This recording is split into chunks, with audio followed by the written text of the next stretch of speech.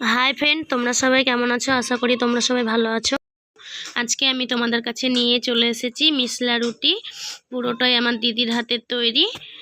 তোমরা সবাই দেখতে থাকো। চলো তবে শুরু করা যাক। দেখো মিসলা রুটি তৈরি করার জন্য কি কি উপকরণ নিয়েছি।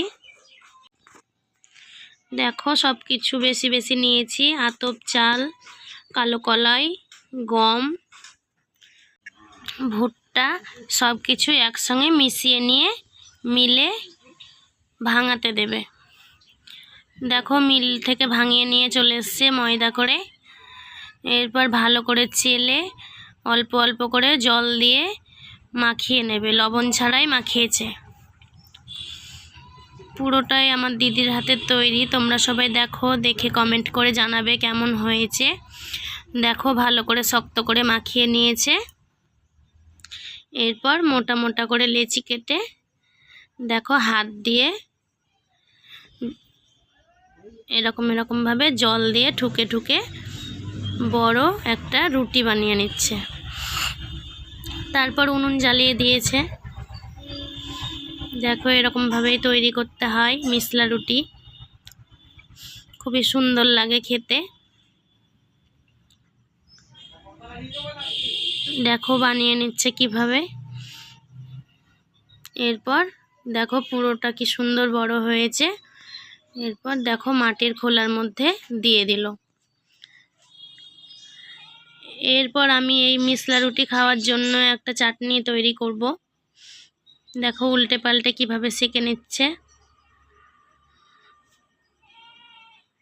আর একটা বানিয়ে নিচ্ছে।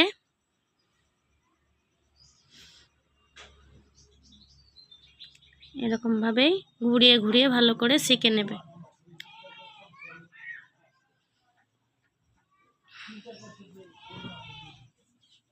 দেখো এটা হয়ে এসছে, নামিয়ে নেবে। দেখো চাটনির জন্য আমি উপকরণ নিয়েছি পেঁয়াজ, কাঁচা লঙ্কা, রসুন, আদা, লেবু। পর শিলনোড়ায় বেটে নেব। আদা, রসুন, লবণ, কাঁচা লঙ্কা সব একসঙ্গে বেটে নিচ্ছি।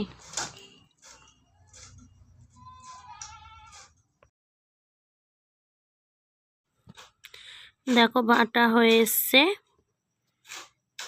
এরপর কেটে রাখা পেঁয়াজ বেটে নিচ্ছি। তোমরা এই মিসলা রুটি খাওয়ার জন্য এরকম একটা চাটনি বানিয়ে নেবে, খুব ভালো লাগবে।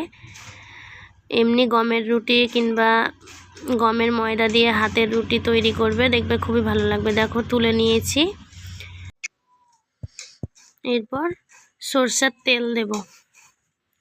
আমার কাছে ধনেপাতা ছিল না, তাই ধনেপাতা দিইনি। তোমরা চাইলে ধনেপাতা দিতে পারো।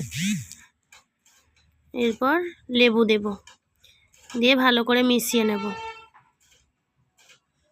তোমরা এরকমভাবে সবাই চাটনি করবে, যে কোনো রুটির সঙ্গে খেতে খুবই ভালো লাগবে। দেখো চাটনি তৈরি হয়ে গেছে।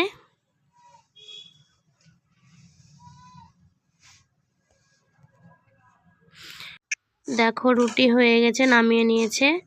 এরকমভাবেই সবগুলো হাতের রুটি তৈরি করে নেবে। দেখো সবগুলো তৈরি করে নিয়েছে।